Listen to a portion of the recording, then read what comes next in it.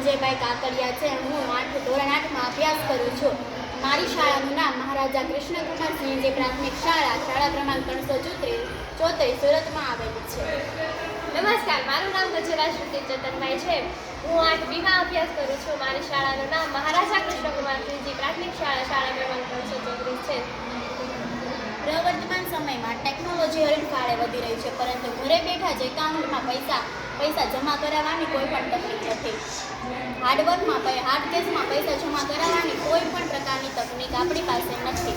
આપણે જો પૈસા જમા કરાવવા હોય તો આપણે બેંકમાં જ જવું પડે છે, અને તેના કારણે ઉર્જા, નાણાં અને સમયનો ખૂબ જ મોટા પ્રમાણમાં વ્યય થાય છે, અને તે સમય, ઉર્જા અને નાણાં બધી જ વસ્તુને બચાવવા માટે ફક્ત એક જ સોલ્યુશન છે, સ્માર્ટ બેંક।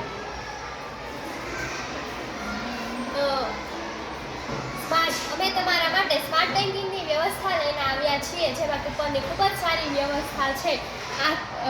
આ કૂપન દ્વારા આપણે ઘરે બેઠા જ તે બેન્કિંગમાં આપણે પૈસા જમા કરાવી શકીએ છીએ, અને તેમજ માનવ શ્રમ અને ઉર્જાની ખૂબ સારી બચત થાય છે। આ 7 સ્ટાર એટીએમ એક જ જગ્યા પર હોવાથી ઉર્જાની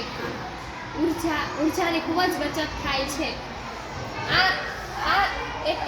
જુદા જુદા એટીએમ જુદી જુદી જગ્યા પર હોવાથી તેમનો કુલ ખર્ચ, જેમ કે એજન્સીનો ખર્ચ 15,000, જગ્યાનું ભાડું 20,000 અને ગાર્ડનો પગાર 15,000, જેમ કે તેમ બધા થઈને કુલ એક એટીએમનો ખર્ચ 75,000 થાય છે, અને 7 એટીએમ એક જ જગ્યા પર હોવાથી તેમનો કુલ ખર્ચ 5,25,000 જેટલો થાય છે।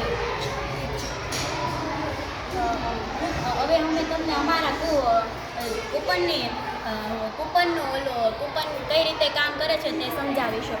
કૂપનમાં કામ કરે છે તે માટે અમે એક એપ્લિકેશન બનાવેલી છે। તેમાં આપણે ફક્ત પહેલાં અકાઉન્ટ નંબર નાખવાનો હોય છે, 30 19 39 07 10 5 અકાઉન્ટ નંબર નાખીને આપણી ડિટેલ્સ જોવાની હોય છે કે ડિટેલ્સ સાચી છે કે ખોટી। આપણી બધી જ ડિટેલ અકાઉન્ટ નંબર નાખ્યા પછી આપણી અમારી બનાવેલી એપ્લિકેશનમાં આવી જાય છે।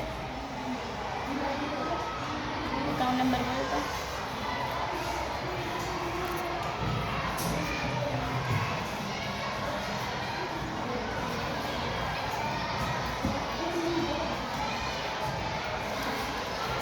ડિટેલ આવી જાય પછી આપણે જેટલા રૂપિયાનું બેલેન્સ કરાવવું હોય તેટલા રૂપિયાનું આપણે કરિયાણાવાળા પાસેથી ખરીદી લેવાનું હોય છે। અત્યારે જો કે મારે 1,000 રૂપિયાનું કરાવવું છે, તો મેં 1,000 રૂપિયાનું કૂપન કરિયાણાવાળા પાસેથી ખરીદ્યું, અને હવે હું તેમાંથી ડિટેલ્સ ને એવું બધું ચેક કરીને નાખીશ। કૂપન નંબર બોલતો 71245 આમાં આપેલો કૂપન નંબર આપણે સ્ક્રેચ કરીને નાખવાનો હોય છે, 712456। કૂપન નંબર નાખ્યા બાદ આપણે રિચાર્જ થયું છે કે નહીં જોવાનું હોય છે, અને ઘરે બેઠા જ આપણે આપણા ઘરે પડેલા પૈસા આપણે બેંક એકાઉન્ટમાં નાખી શકીએ છીએ।